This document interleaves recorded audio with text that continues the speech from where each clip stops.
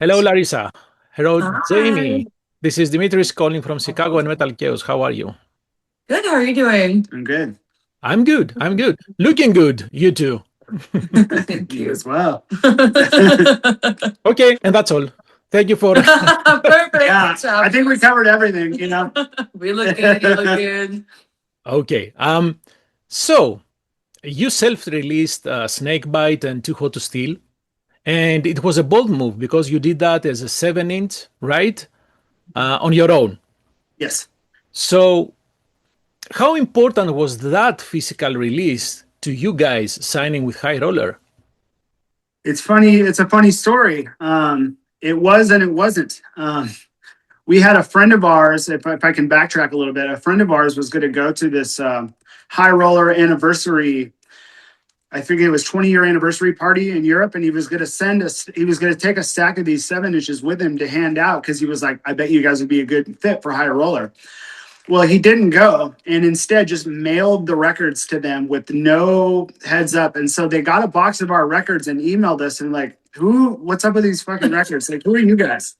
And we're like, oh, and then we explained them what I just told you and like, okay, cool, I guess. And then that was the end of the story. We're like, well, Gee. we're off to a great start. And then we released the following EP, the Nocturnal Racer EP, and then we just sent them that because we'd already had, at least a couple of emails back and forth. They're like, well, here's some new material. And then they were like, well, I guess we better talk about a deal. And we're like, okay. So it was instrumental in us hooking up with them, but purely by accident.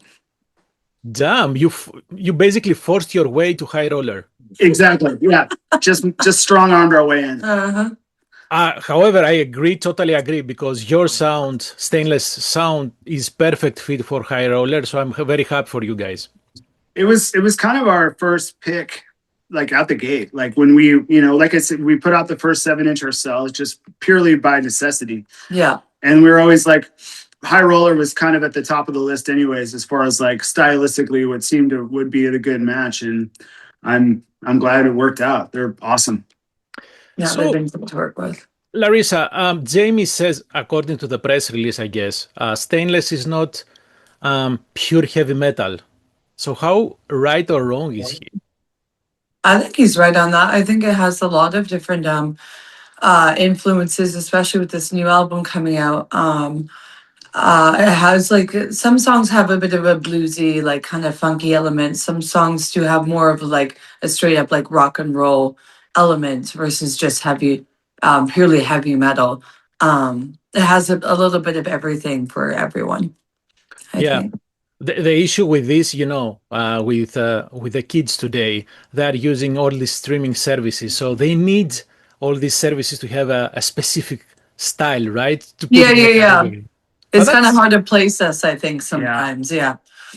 That's but that's okay, that can be like a good thing and a bad thing, like for reasons you just mentioned. People like to be categorizing things, make Yeah. things easier to promote bands, but I just, especially with all the metal that's kind of coming out today, Mhm. I don't think I think there's similarities, but I think calling us just hard rock gives us a little bit more freedom musically to kind of exist than like calling what I think, especially now with people that are maybe younger that don't like, if you're like, oh, they're a heavy metal band and a heavy metal band in 2026, and then you listen to our record and there's stuff that sounds nothing like what the heavy metal people are putting out today. It sounds very much like rock and roll. Yeah, So that's why I would say I just don't want to give people the wrong impression. and I agree because you have, for example, two songs, right? "Do Not Cross Me," full, and Yes. "Lady of Lust and Steel." Both of them have a 70s vibe, let alone the cowbell, right? Because I love that, I love a right? good cowbell. Yeah, there's more So than one on the record. There's quite a few cowbells. Yeah. did I miss more cowbell? Damn. Oh yeah. Damn. You're gonna have to go back and look, but there's more than just that. Yeah. Yeah, find the cowbell. There's cowbells on every stainless release. There you go, because we need more cowbell in our lives. Yeah. Hmm. So when did you start working on this record? Because as you said, all this back and forth with High Roller, but when did you start actually putting the work? What month was that? It was I'd say we really got down to work right around New Year, Yeah. and Last then year. of last year, and then maybe a month after we kind of started on it, half the band was gone. You know, we had a parting, like kind of a falling out with our rhythm section, and so we were basically forced to, the studio time was booked. We were already kind of ready on schedule to make this record. We had already had a contract in place, and um, from then until when we started tracking in March, I'd say the bulk of the work got done, February to March of last year. Was this stressful or not?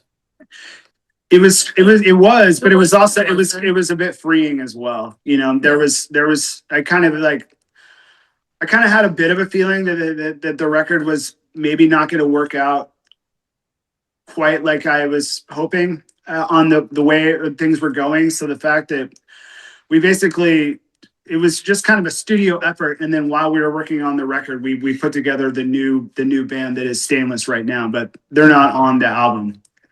Very interesting. Yeah.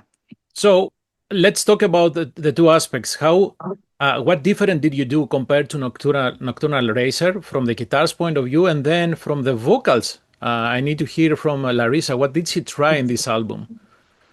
So whoever wants to start first. Yeah, so I think that on this current album, Lady in Less Than Steel, that we'll be releasing next month, it was like kind of what Jamie was saying, it felt a little bit more freeing. I felt like I had more kind of more of an understanding of where I wanted to see this to go and what the sound I wanted, like what I wanted to come of the sound. And I think we kind of have a more established sound and idea of what we want this to be like. So I think this album is a lot more us. Just to simplify it, because Nocturnal Racer, we talked about this previously. We had cut actually quite a few songs from Nocturnal Racer that never got released. But I think, yeah, this album just has a sound that can kind of reach just anybody and cater to just about anyone. I think vocally it's a lot stronger as well. And it is. And if you don't mind my saying, what I like with your vocals, it may not sound appropriate now, okay? So bear with me. It's not the typical female vocals. Yeah, I get that a lot, yeah. We don't need the female voice. How can I put it? Usually we have, the Beauty and the Beast, for example. We don't, and then at the same time, we don't need females to copy males. That's not the point here.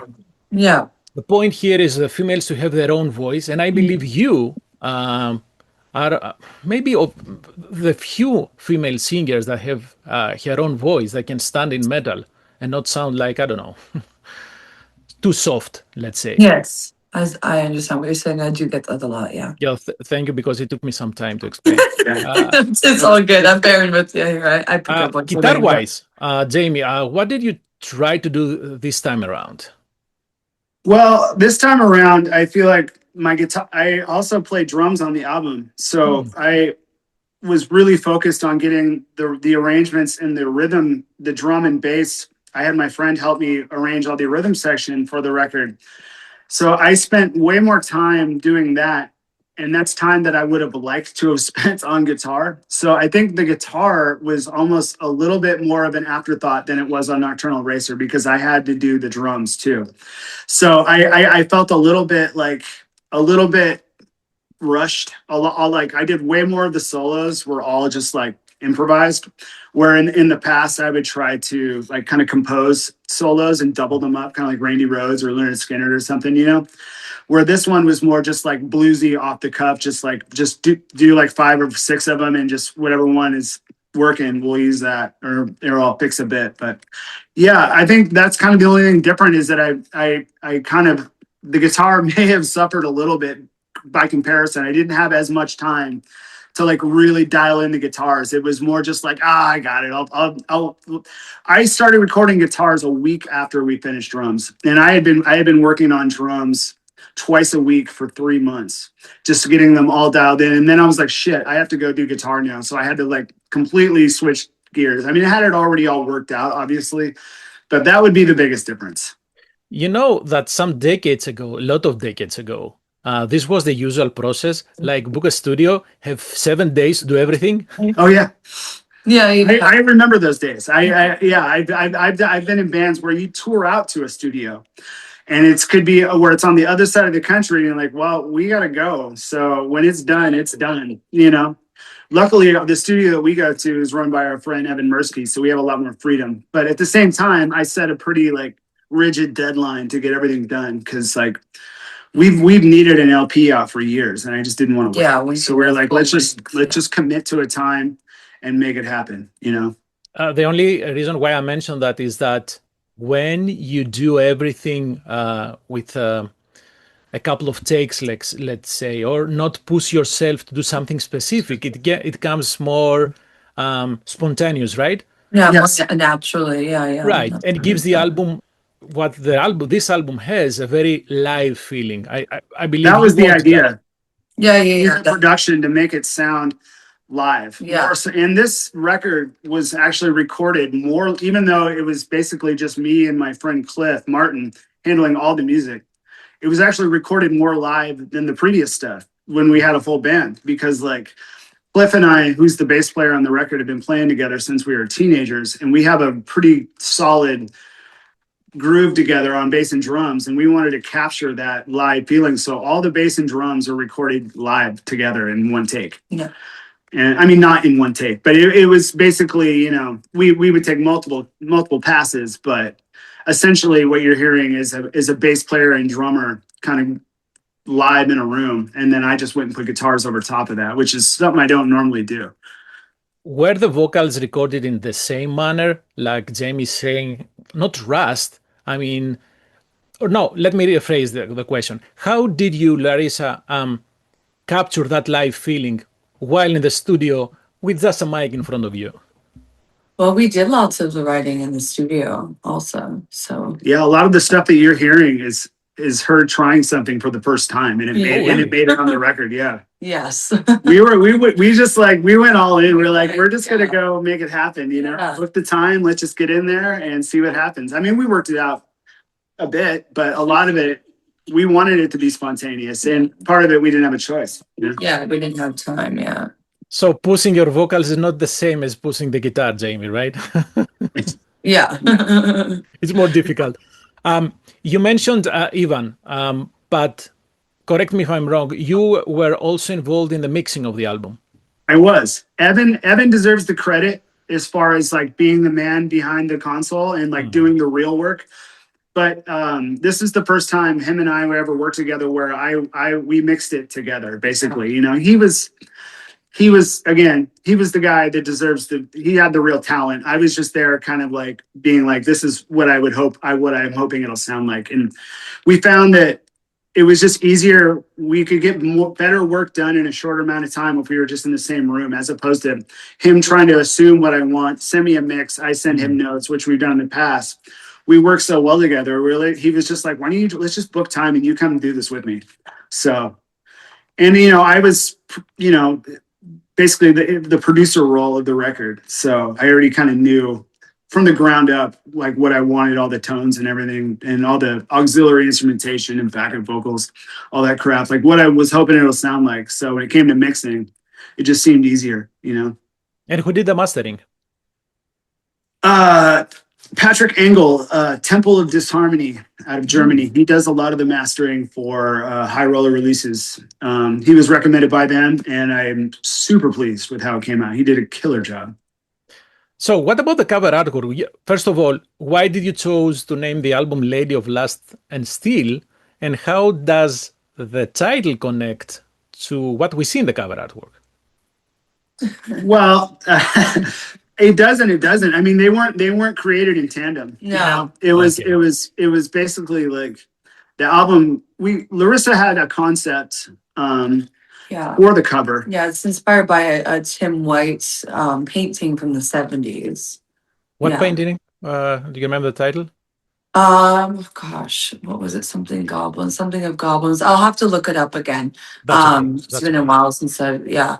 But yeah, I love Tim White's artwork, and it is inspired from that. Yeah. I don't think it really they really like correspond. That I mean, it's close enough. It's kind of like.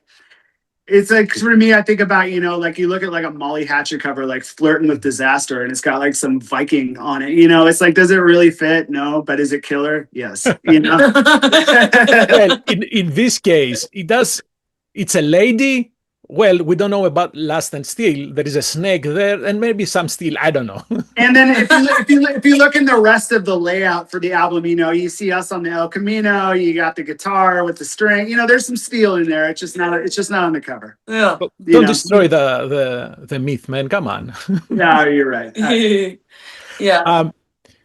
I'm not a native English speaker, so hoarfrost. What is that? Is this Larissa's?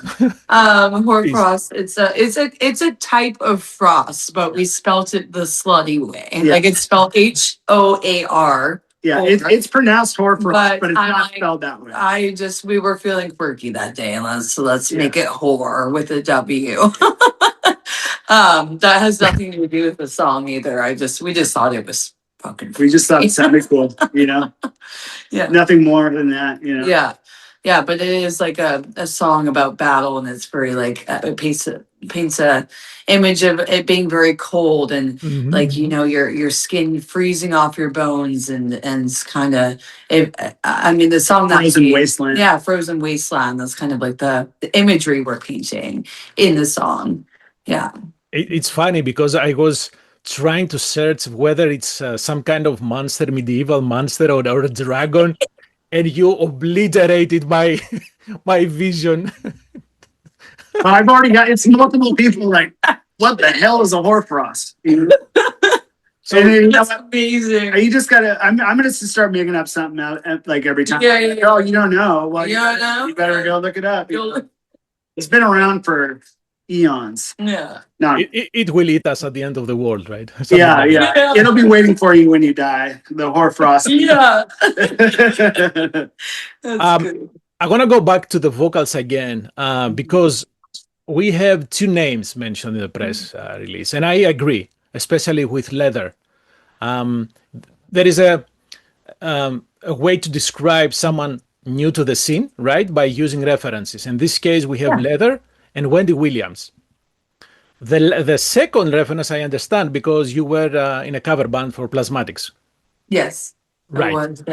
So how does this comparison reference makes you feel? I'm honestly honored. I love they were both just amazing like inspirations to me as a female singer. I don't necessarily try to sound like either of them. But they are good reference points of like, vocally. I'm personally honored by both of the references. Yeah, I have nothing wrong with that. I think they're both very inspiring. No, I wasn't implying it's wrong. Yeah. So the second part of the question is, how did being in a cover band like Plasmatics, right, shape you as a singer in Stainless? How did it what, sorry? How did you, being in a cover band for Plasmatics, shaped you or created your own voice for Stainless? Oh, okay. I don't think it did, honestly.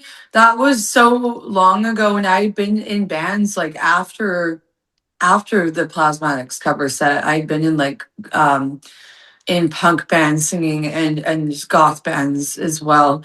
I think it was just an amazing way to start to be, like pretty much naked on stage as Wendy O, and it was actually my choice of cover bands because there's lots of cover bands for Halloween every year, and I thought that would be the coolest one to do. But yeah, no, it definitely showed me that I can bring the rasp, and it showed me that I actually do enjoy singing because I had no idea until I took that leap. It's a cool way to start. Yeah, which was pretty badass way to It's start. almost covering the basics and then go to metal to do your thing, right? Yeah, and being in Stainless has showed me a lot vocally as well, like even more so because, like I said in a previous interview, I'm not classically trained by any means. I kind of don't really know what I'm doing. I'm learning so much as a singer, and I have so much to learn, and yeah, but yeah, I am more than honored to be compared to amazing women and heavy metal. As long as you don't do anything wrong to damage your voice, it's nothing wrong to be not be classically trained, as you said. Yes. Regarding the vocals, is who is singing with you in Danger in the Night? Jamie, actually. Damn, It's man. funny because he had an idea of how he wanted it to be sung, so he like was making a backtrack for me to like sing to because we were kind of playing around with the melody of it, and I'm like, you know what, man, you fucking do it. That sounds cool, and then we kept it. Yeah, and it happened on the last record too.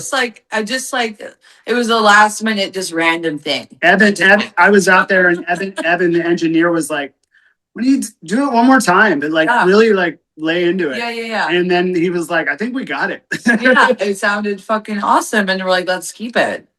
Yeah. I will throw you a very great compliment right now. Very great. And a great compliment. You sound like a very young Kronos. Oh, hell yeah. Damn. I know for me, I listen to it. I'm like, it's like, I think it's such an oddball part because it's kind of this Dokken riff. And then the vocals come in. And to me, it sounds, I'll take young Kronos. That's great. In my head, I hear it. I'm like, it's somewhere between like Motorhead and Blitz. Yeah. The old Oi band.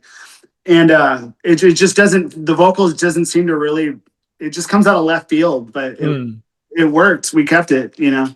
And by the way, we were kind of thinking more about like the like Motorhead Girl School kind of thing, you know, like the kind of back and forth, and how it might work for this part, you know. The guitars for this song are very much like Raven.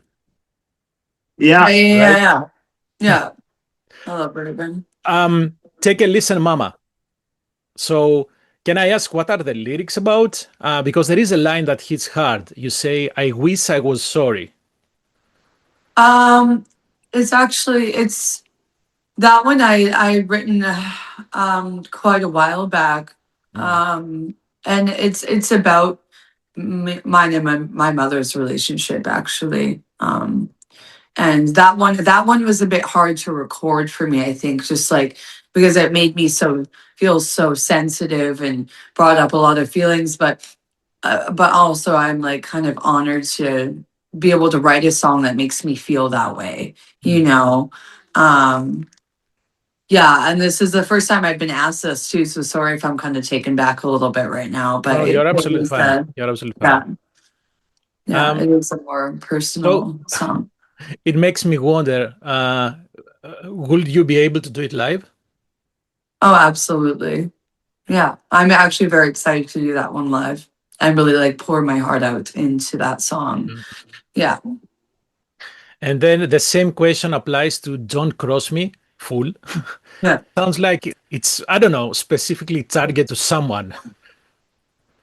You don't need to say to whom, whether it's inspired by a specific situation, if you know what I'm saying. Yeah. Or is it general? It could be, yeah. It could be inspired by multiple situations. Oh, yeah.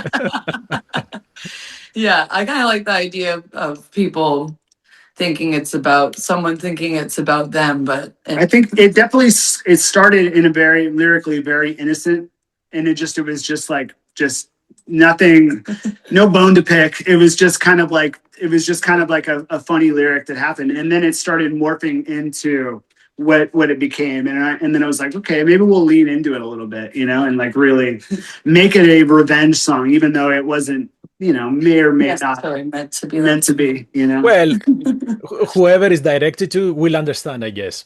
Right. Well, that was the joke we had, you know, like, "You're so vain, I bet you think the song is about you." Yeah, exactly. That song, you know, that's kind of what we were joking about. But we know it's you know, it's not directed really. Well, that person can say, "Oh, it's dedicated to me." How sweet. Yeah, exactly. I'm impressed that no one has picked up on what the obvious thing about that song, and I'm just not even going to mention it because not a single review has asked about it, the title or anything. So it's such an obvious like bite from another Canadian band, you know. So I'll just leave it at that. The album, nobody's asked us about the song title. It seems so obvious to me, and that's why we kind of switched it up. Flood in and people are like, yeah.